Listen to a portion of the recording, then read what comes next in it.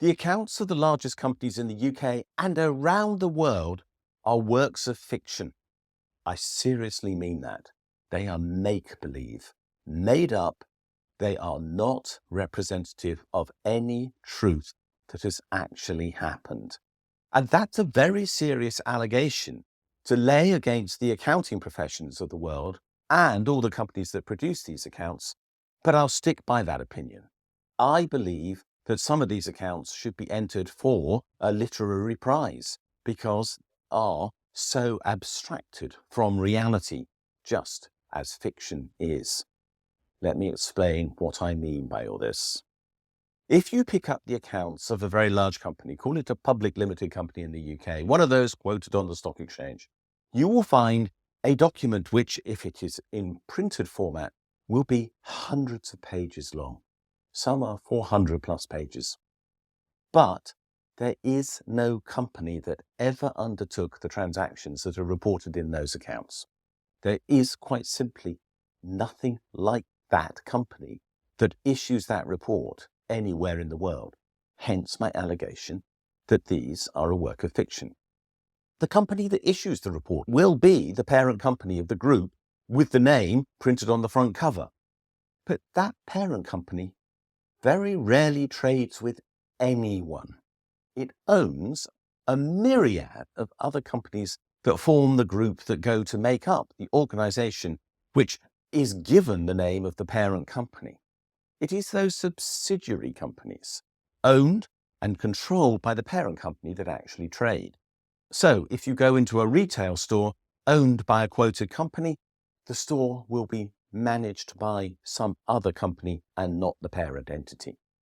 That store will be supplied by a supply chain company owned by the parent entity, but different from the store itself. There will also be an in-house insurance company.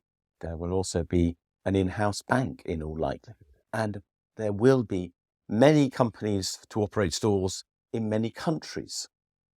This group will expand incredibly rapidly. If it does a bit of merger and acquisition activity, and very few quoted companies seem able to resist the idea of doing that as a way to achieve growth, then we'll acquire a few hundred other companies every time they acquire another group.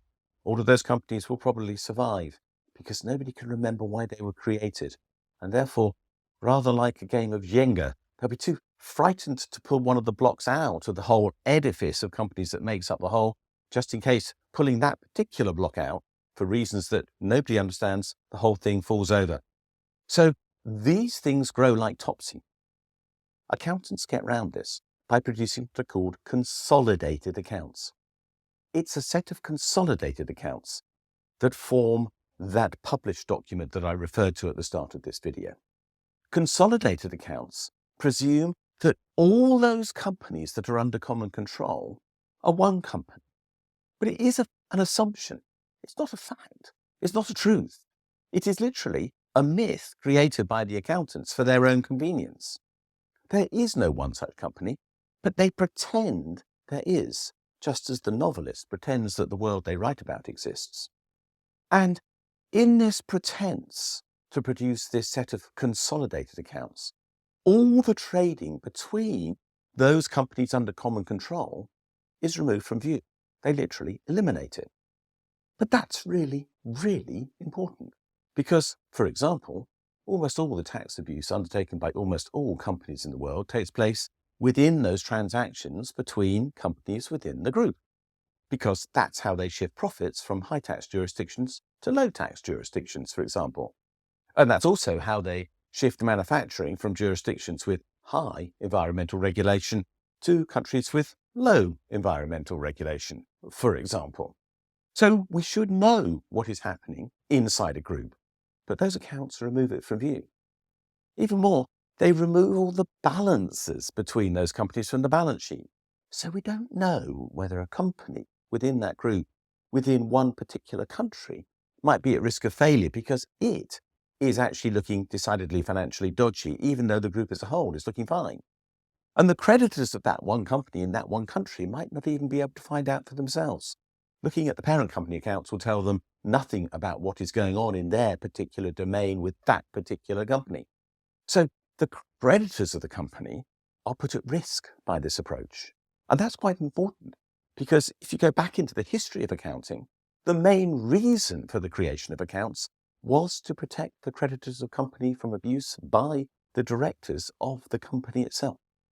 And now we have the company itself putting out sets of accounts that don't even reflect the accounts of every subsidiary company, which accounts might also not be available on public record anywhere in the world.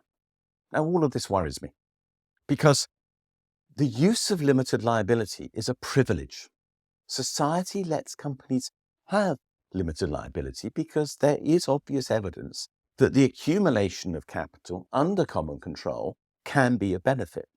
It can also, and let's be honest about this, be a threat. Monopoly is one of the consequences. But let's assume that the benefits overall outweigh the costs, and therefore the provision of limited liability is worthwhile.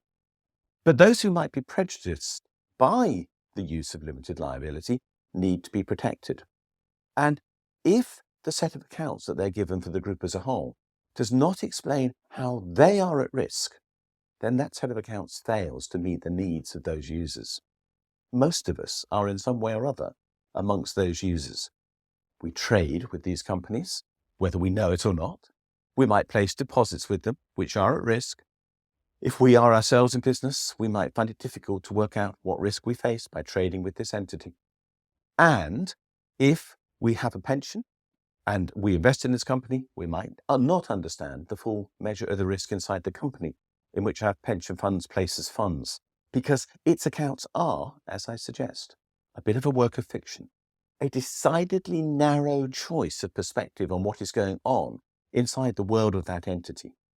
There are other choices available. For example, they could produce what are called country-by-country reporting accounts. It is a method of accounting which I admit I created, but it is now the law in 80 countries around the world because the OECD adopted it in 2015 for tax reporting purposes. Those accounts could be put on public record. We could find out what multinational companies are doing in every country in which they operate as a result. And we would learn a great deal more about intra-group trading between companies within the group as a consequence as well, because that system is designed to show that.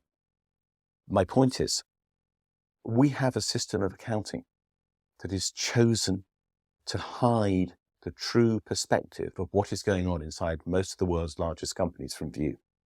I don't believe that that is an acceptable risk now that they hold so much power in this world. Accounting needs to rise to the challenge of meeting the needs of all the users of accounts in all the places that they are, whatever their need might be, and it isn't doing that. And as a result, it's failing us all. And it is not producing the public good in the form of a set of accounts that meet the need of users that it should be. And that's not good enough.